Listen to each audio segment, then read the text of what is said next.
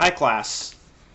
For the rest of this course, from chapter 6 through chapter 14, all we're going to do in this class is contracts. So whereas the first 5 chapters in the book dealt with a whole variety of different types of law, from chapter 6 onward, we're just going to deal with contracts. One thing I want us to keep in mind is that the concept of a contract is probably a lot broader than what you first came to this class with a preconceived notion in your mind about what a contract is. That is, you come to this class and you think, oh, a contract is like this piece of paper that's written by a lawyer and legalese, signed by both parties on the bottom. Maybe it's notarized, and certainly there are some kind of contracts that is accurately described that way. But a contract is any time you have a legally enforceable agreement to exchange things of value between both sides. So that would include, that piece of paper that's written by the lawyer, but it also includes a lot of other things which you might not be aware of are contracts. For instance, anytime you work for someone, you're in a contractual relationship with them. It's an employment contract. So if all of you work, all of you are in a contractual relationship.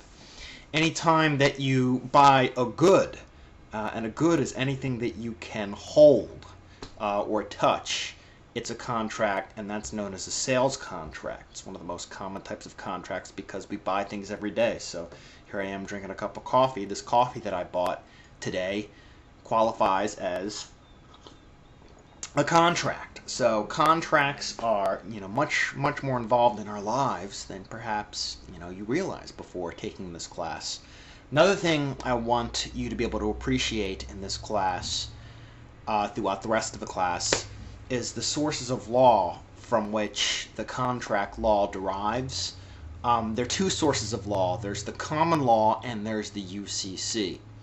The common law applies anytime that you have the sale of real estate or service contracts. The UCC applies whenever you have a contract for the sale of goods. Again, a good is something that you can hold, and you can touch, you can move. So, if I make a contract for someone to paint my house, the common law law of contracts applies. If I make a contract to buy a car, then the Uniform Commercial Code applies. What's the difference between the 2 of them? Good question. UCC stands for Uniform Commercial Code, key feature of the Uniform Commercial Code, not just that it applies whenever you have sale of goods, but also that it's uniform. That is, that throughout all of the 50 states, the UCC is the same. It's actually 49 states have adopted the Uniform Commercial Code in its entirety. Louisiana has adopted parts of the Uniform Commercial Code. So it's the same. So it's like if I'm in Hawaii or Alaska or Pennsylvania and New Jersey and I make a contract to sell a good, the rules are going to be the same. The common law, on the other hand, because contract law is state law, common law body of contracts can differ from state to state. New Jersey's contract law can have a little bit of variation and differ a little bit from, for instance, Pennsylvania's contract law. So that's one main difference between the UCC and the common law. UCC, same from state to state. Common law can differ a little bit from state to state. Doesn't differ a whole lot greatly, as we're going to see. We're going to learn about the different elements of the contract. Things like offer, acceptance, consideration, capacity. It's about all 50 states in the UCC. Those rules are the same. Which brings us to another point about the UCC versus the common law. Most of the rules in the UCC and the common law are, in fact, the same rules. Rules like offer, acceptance, consideration, capacity. They're the same. Most of the rules are the same in all 50 states, and most of the rules are the same as between the common law and the UCC. The rules that we're going to be studying in detail from chapter 6 through chapter 14 mainly relate to the common law rules. I do believe we have one chapter on chapter 15 towards the end of the course where all we do is study the UCC. That is the law of sales contracts. So when we learn these rules, we're learning common law rules.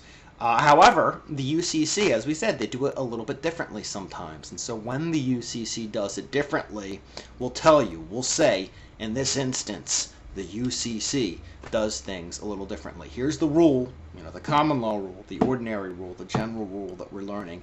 But here's how the UCC does it. And just presume that the common law and the UCC do things the same way. unless we tell you the UCC does it a little bit differently. All right, thanks.